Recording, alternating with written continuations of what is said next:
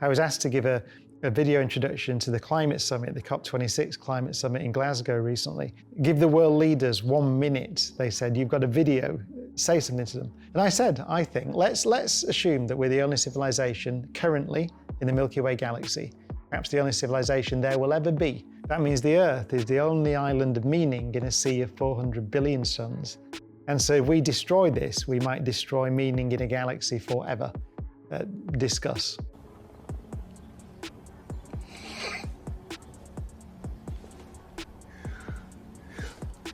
Yeah, I guess so, yeah.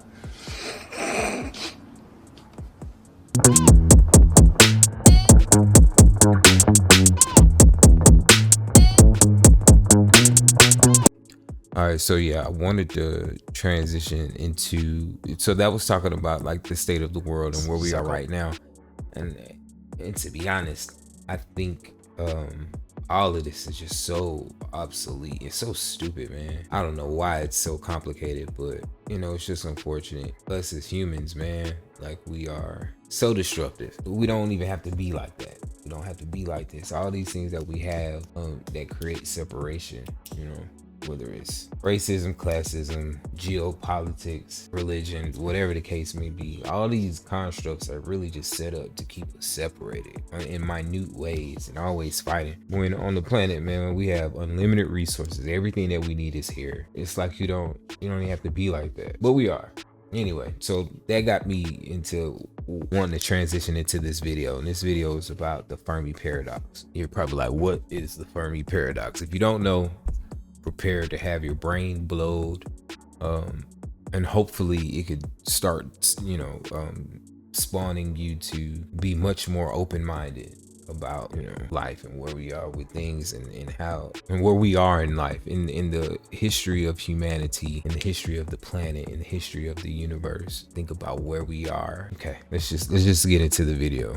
Finally, someone who gets it.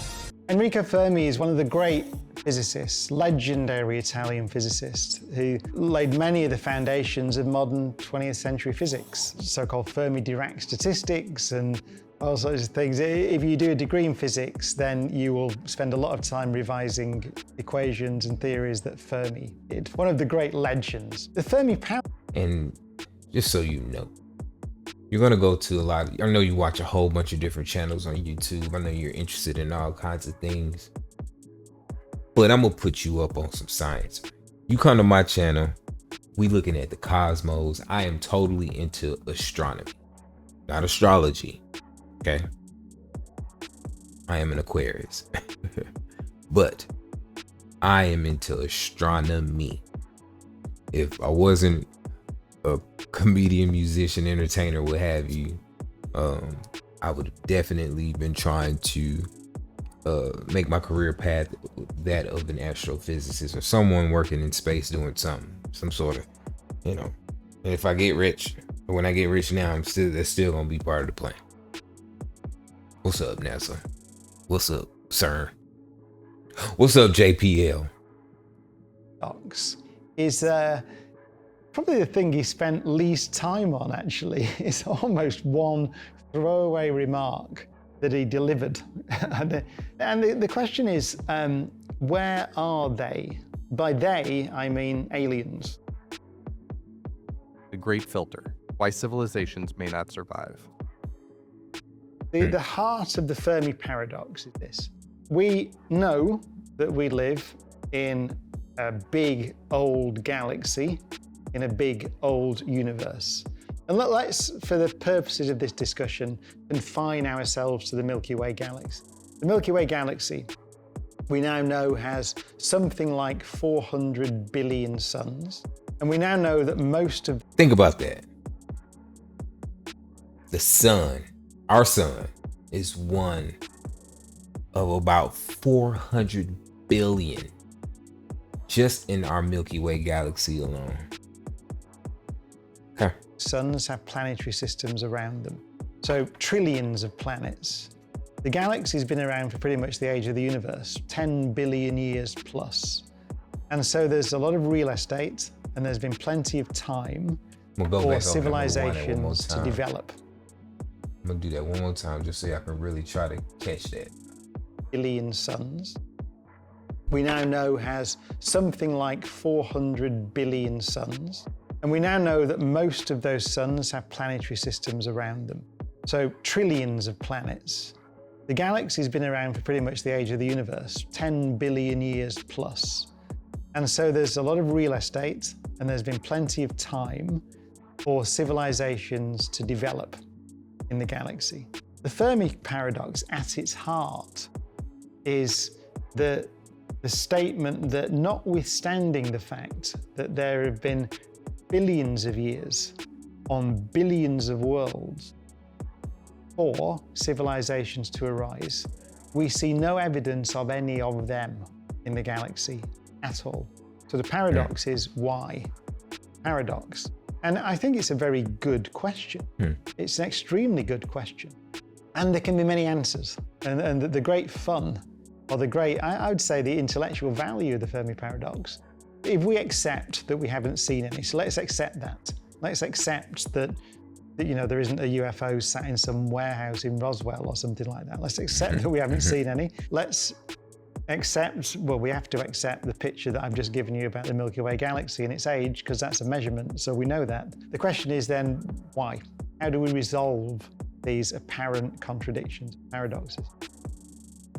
But one answer to the Fermi Paradox, to the idea that we don't seem to see anyone, is that no one ever evolved. Right? So life didn't get complex. Why might we think that? Well, what did we need to produce our civilization on this planet? Well, on this planet, one thing we needed was time.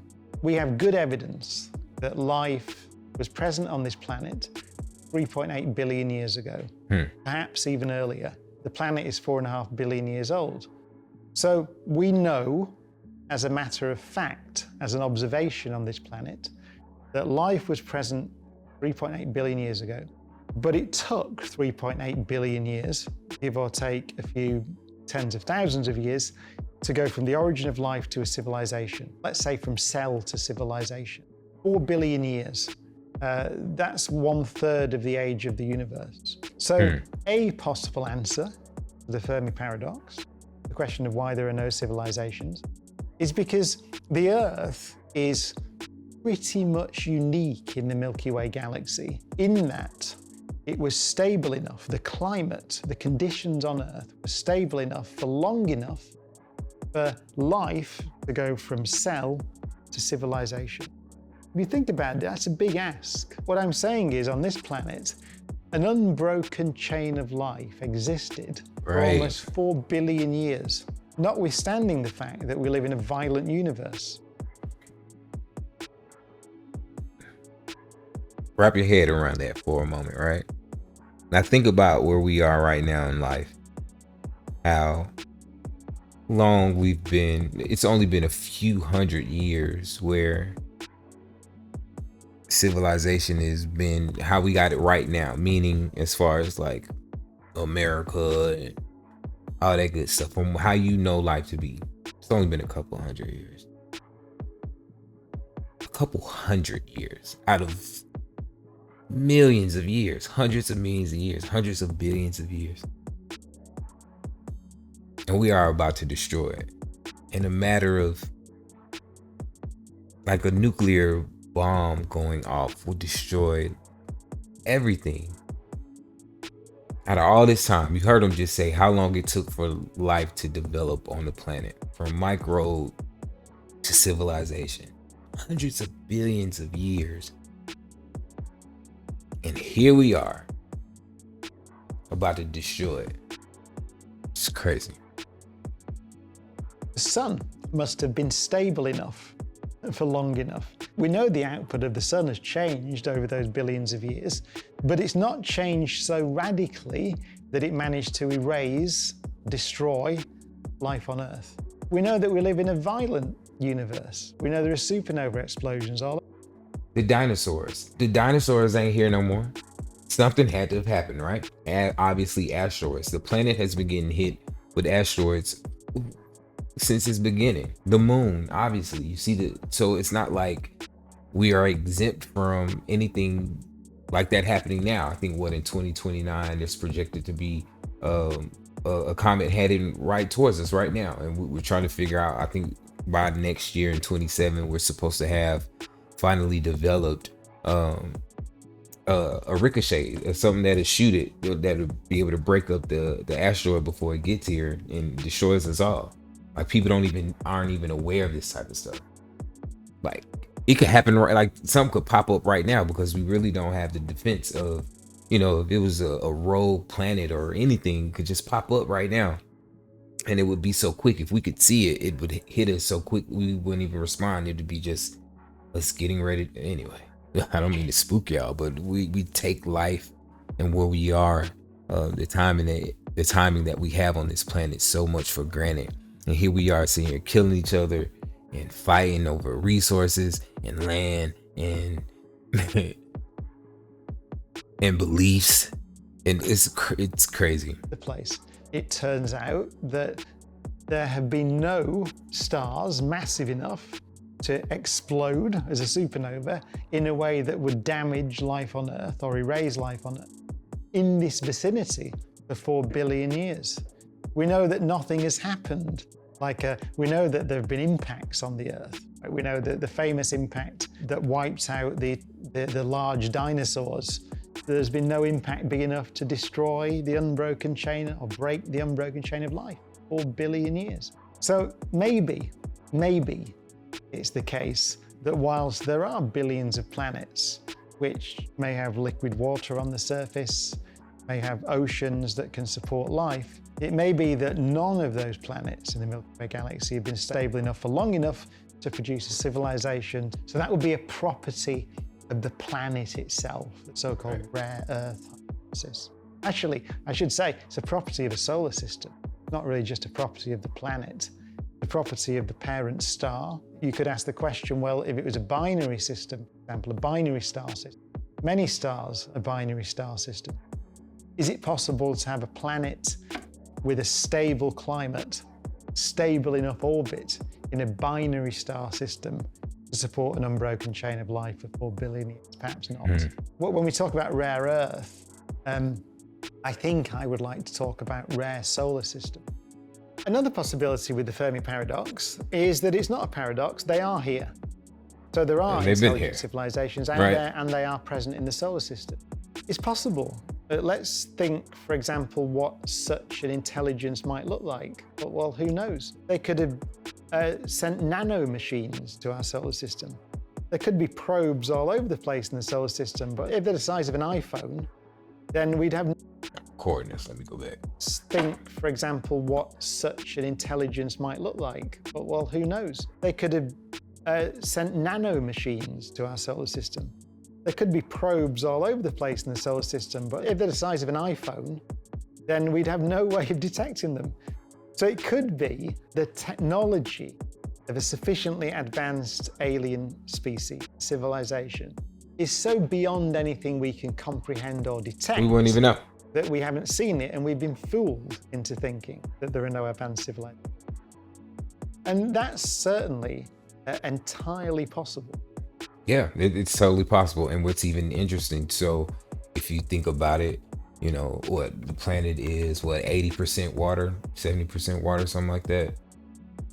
We don't know what's underneath. It's a whole nother world underwater. And so, some people tend to believe that they are in the depths of the ocean or even in Antarctica, right? So if you were to look up Antarctica, there's a lot of countries down there right now. And they're doing a lot of excavating and a lot of, so they found pyramids down there, of course. They said they found something underneath the ice too, but they're digging hundreds of miles into the ground as we speak. Anyway, y'all should look that up. Let's keep going. Another possibility, another possible resolution to the Fermi Paradox is just that the galaxy is so big. The distances between stars are so great that if you imagine there's another civilization, let's say on the other side of our galaxy, even if they had the most powerful radio transmitters you could imagine, or even if they'd spread out to neighboring solar systems, then it may just be that the distances are so great that the signals are diluted, that we can't detect them, That's possible, for sure. Or that it's just very, very, very difficult in an engineering sense to build interstellar spacecraft. Right. And perhaps you can build a spacecraft that can hop a few light years away to the nearby solar system, 4 light years in our case to Alpha Centauri, but you can't build a spacecraft that can traverse a galaxy. That's a possibility. Yeah, like Alpha Centauri B. And, you know, being able to do traveling, so, you know, maybe wormholes will allow us to be able to, you know, transport from space to space, but the breaking down of your matter into molecules and being able to get it from one place to another place without you completely losing yourself, there's no way to do that. At least they did say that they kind of figured out how to quantum transport matter now. I think they said they did at atoms a couple of months ago, maybe last year. Anyway, so yeah, I mean, the arguments against that for me is the argument, it's called the space travel argument against the existence. We're smart enough. We've been able to get our, I'm sorry, I keep pausing. We've been able to get ourselves to this point in science, technology, and, you know, if you think about it, we're the universe, you know, aware of itself. How lucky are we? And here we are about to destroy ourselves. We won't even have a chance. Like, we just now getting rockets to where they're reusable, so we can get off the planet and come back and use the same stuff. We're finally at that point. We are on the cusp of being able to do interplanetary travel, you know, so that we can be able to go, like, we're about to go to Mars now. I mean, eventually we'd be able to try to get off this, you know, get out of the Milky Way galaxy and go visit Andromeda or something like that. There's no way, not at this pace. Extraterrestrial life. And it's often framed in terms of self-replicating machines, so-called von Neumann machines. So imagine it's possible for us, civilization, to build a machine, some kind of AI, that's sufficiently smart and capable that it can fly to a nearby solar system, reproduce itself, copy itself, and then send the copy out to the next solar system, so on. So you have, if you build a one successful replicator, you have an exponentiation of replicators. You have 1, 2, and 4, and then 8, and so on, exponential growth. And you can show that even given our rocketry technology, you can cover a galaxy like the Milky Way in a reasonably short space of time. By reasonably short, I might even mean 100 million years. Right. That's reasonably short on galactic timescales. But the key point is, once a single successful replicator has been launched, then it is inevitable it'll keep that replicating over a few tens of millions of years, exponentially. The galaxy will be covered with replicators. And we don't see any evidence of them. It's possible that we can infer that if we assume that we could detect them, then the absence of them may allow us to infer that no civilization has ever got to that point. And I think that's quite a persuasive argument. Now, it's possible that there are many civilizations out there, but the advanced civilizations choose to remain hidden. That's called the dark forest hypothesis, quarantine hypothesis. We've been asked to make moral judgments or judgments on how a civilization will behave, what they will choose to do, and that's, of course, impossible to judge. But let's imagine civilizations, when they get technologically advanced, also get intellectually and morally advanced.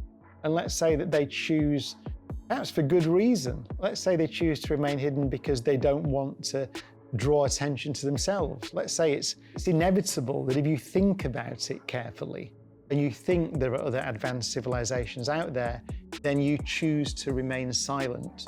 You hide yourself as best you can. It's possible that that's the way that a civilization would think. Maybe that's a logical thing to do. I find it difficult to believe, given human history, that's the way that intelligent civilizations behave. We certainly haven't made any attempt to remain hidden so far. We've broadcast radio signals out to the stars. The Arecibo message, for example, albeit weak ones. We've launched on our space probes, like Voyager, maps pulsar maps in that case, which shows the location of our solar system should any other civilization find Right. it. So at least at the moment, we haven't come to the view, which may be We out here telling people where we at. Ain't that crazy? If they ever find Voyager 2, or Voyager 1, shall I say, and bust it open, inside of it, it's the golden record. wise view, but we haven't got there, that we should remain silent. Quite the opposite. We've tried at every opportunity to broadcast our existence. Maybe that's because Carl Sagan argued, I think, that a sufficiently advanced civilization, a civilization that can build interstellar spacecraft and communicate across interstellar distances, perhaps is wise enough to have overcome those primitive instincts, the instinct to cause trouble, to fight wars, to colonize, to walk over other civilizations. Perhaps it's inevitable that with technological advance ultimately comes wisdom. But it's a hypothesis. Maybe it is. Maybe it's just anybody sufficiently clever to build an interstellar spaceship will be also sufficiently clever to hide it and not draw attention to themselves. Maybe it's immoral. Maybe it's like Star Trek. Maybe it's the prime directive. Maybe it's morally certain that if you're sufficiently advanced, you decide to take the position that you will never introduce yourself or interfere with another civilization. Maybe that becomes a kind of law of nature for sufficiently intelligent beings. Maybe that's conceivable as well. Another explanation for the Fermi Paradox might be that civilizations live and die. They rise and then they fall. And because of the sheer timescales involved and the sheer size of the galaxy, no two civilizations ever overlap. I once had the great pleasure of meeting Frank Drake, the Drake equation legend, in his house. And he also grows orchids. And I arrived at his house just coincidentally on the day that this rare orchid flowers. And it flowers for, I think, 1 or 2 days and then goes away again for the year and then flowers again the next year for 1 or 2 days. And he used it as an analogy. He said, well, maybe civilizations are like that. So maybe civilizations are like rare orchids. And so they flower and die and flower and die. And just because of the sheer timescales involved, none of them ever overlap. And so there could be the wreckage, the ashes, the fossils of civilizations out there. But of course, we would have no way of knowing until we explore the galaxy, maybe find the ruins of these other civilizations. Who knows? I mean, it's quite plausible if you think about it. Are we going to exist in 10,000 years' time? It's to a large extent in our hands. Maybe we're sufficiently stupid that we won't exist beyond the next century. See? There's an idea in this field trying to explain the Fermi Paradox called the Great Filter. Now, the Great Filter can lie in our future or our past.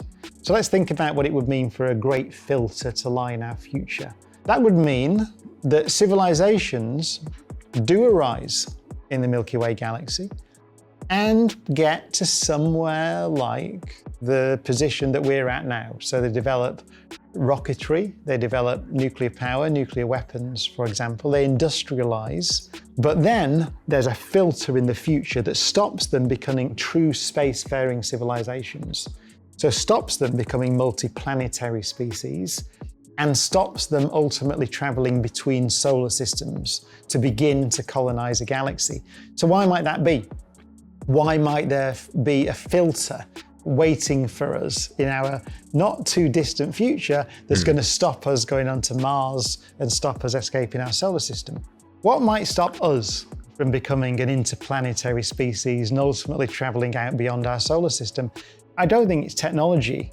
As far as I can see, I don't see anything in the laws of nature in principle that would stop us from becoming an interstellar species. Might be 1,000 years in the future, 10,000 years in the future. But it's possible for us to get there. 100,000 years in the future. Even that, right? 100,000 years. It's a blink of an eye in the lifetime of the universe, in the lifetime of a galaxy.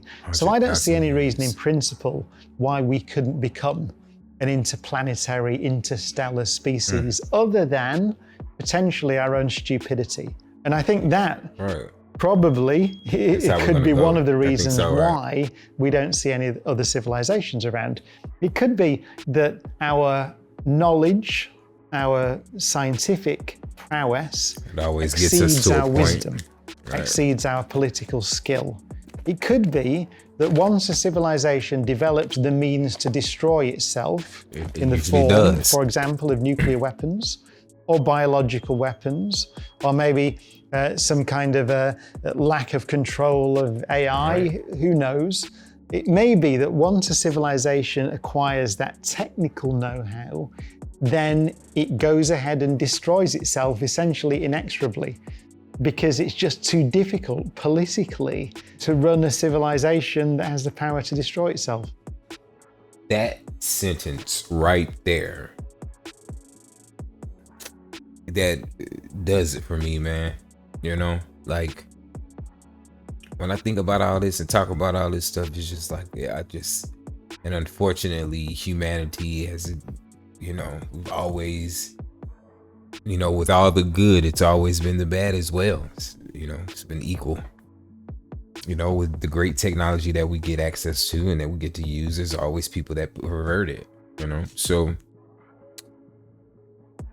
yeah, I think if anything, man, we'll be our own destroyers. Some reason I'm terrified of living life like it's Mad Max, like a world of just like no resources after a nuclear holocaust, everything is destroyed and everybody, go back to the bartering system. I think books become the most valuable thing on the planet again because people can't read or don't have access to knowledge. Or we say the Book of Eli, like the movie with Denzel. Hey, man. If you look back through our Amen. recent history, there have been several occasions that we know about, that I know about, and you know about, where we came very close to destroying ourselves, or at least setting us back to the Stone Age, basically. The Cuban Missile Crisis, well-documented events in the 1980s, for example, where there could have been nuclear launches and weren't, and I'm sure there are many others that we don't know about. There's the challenge of climate change. We're completely incapable of coming together at the moment as a global civilization to address that challenge. That could set our civilization back. Biological weapons, the threat of AI, we seem to be completely incapable of regulating those threats. So it might just be almost a law of nature. Things like us, right? Things that can build an industrial civilization are just inherently too stupid to get out there to the stars, and I wouldn't put that past us. My favorite's the other one, so I'll do the other great filter. If I was to guess, and this is a guess, right? If I was to guess why we see no evidence of other civilizations out there, the so-called Great Silence is what astronomers call it, is because there aren't any, and there never have been any.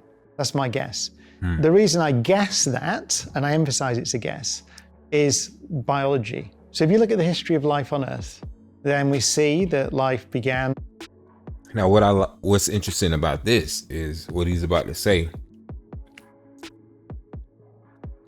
It actually coincides with evangelistic ideology. You don't know what I mean? 3.8 billion years ago, let's say.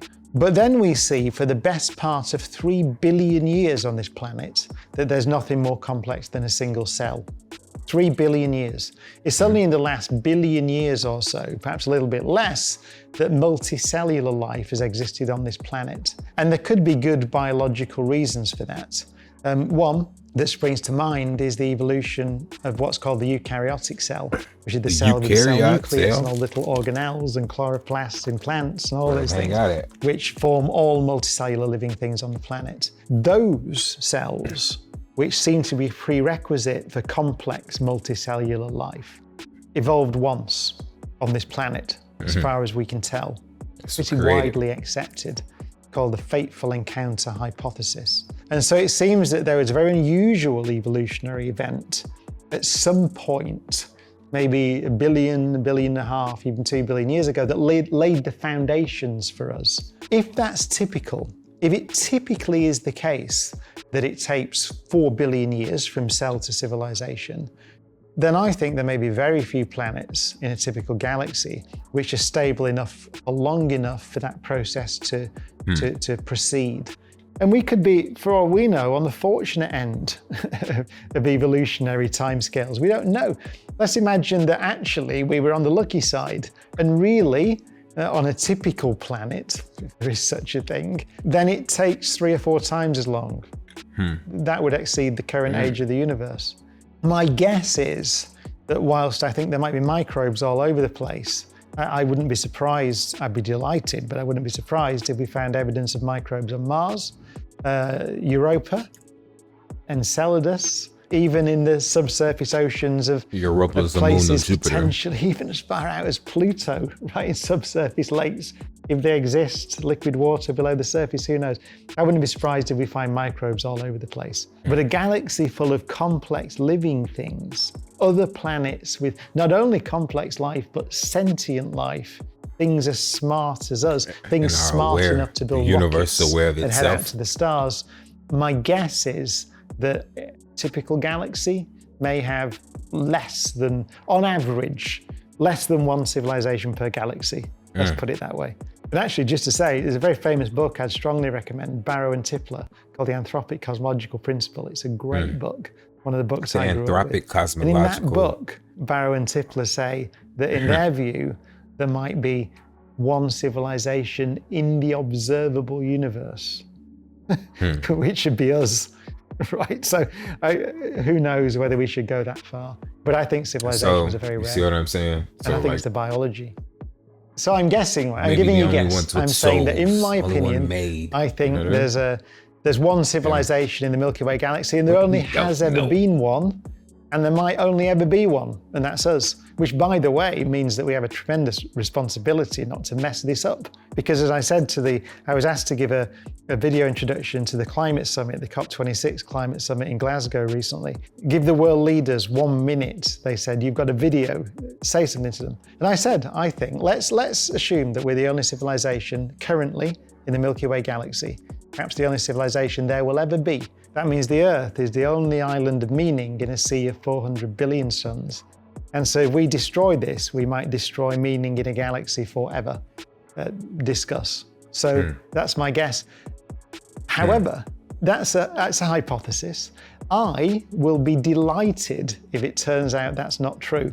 Right, and that's not just because it removes some responsibility from me and you and everybody else to preserve intelligence in a galaxy of 400 billion suns. The weight of responsibility is heavy. So much. But also, every scientist should be delighted if they are shown to be wrong. Because the moment you're shown to be wrong, it means you've learned something. And that's the way that knowledge progresses. So nobody should be worried about making a guess, advancing a hypothesis, an educated guess, or even an uneducated guess.